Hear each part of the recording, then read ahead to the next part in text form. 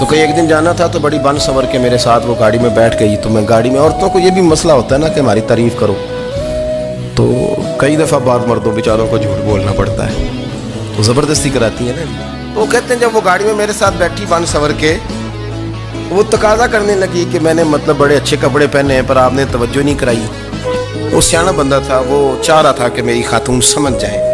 वो कहते हैं मुझे पता था कि बेचारी मिस गाइड हो गई है, दिल की बड़ी अच्छी है, सियानी है, लेकिन इसको ना कुछ खवातीन ने, कुछ लोगों ने मिल के इसको ज़हन गलत कर दिया है कि समाज में निकलो, बाहर जाओ, काम करो, फलां करो, अपनी मर्जी से जियो।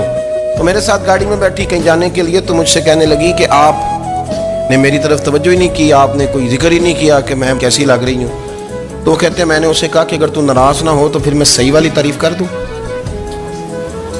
तो उसने कहा कि आप कर दें। तो कहते हैं मैंने दर्द से और खुलूस से अपनी बीवी से कहा, खुलूस के साथ। मैंने कहा मैं तो रोज़ घर होता हूँ, रोज़ शाम को घर होता हूँ, अगर तू मेरे लिए तैयार होती तो मैं तेरी तारीफ़ करता, लेकिन आज तो तू बाहर जाने के लिए तैयार हुई, तो फिर उनसे तारीफ़ की उम्मीद रख जिनके लिए तूने तैयारी की है। मेरे लिए तैयारी करती तो मैं तो हर शाम तेरे पास होता हूँ। कहते हो मेरे लफ्ज़ों में दर्द था तो वो भी रो पड़ी और कहने लगी आप गाड़ी रोक दे, मुझे बाहर जाके किसी को राज़ी नहीं करना, मैंने उसे राज़ी करना है जिसको रब करीम ने मेरा शौहर बनाया और मेरे लिए मुंतखब किया है, मेरे माँ बाप को। मैं वापस लौटती हूँ।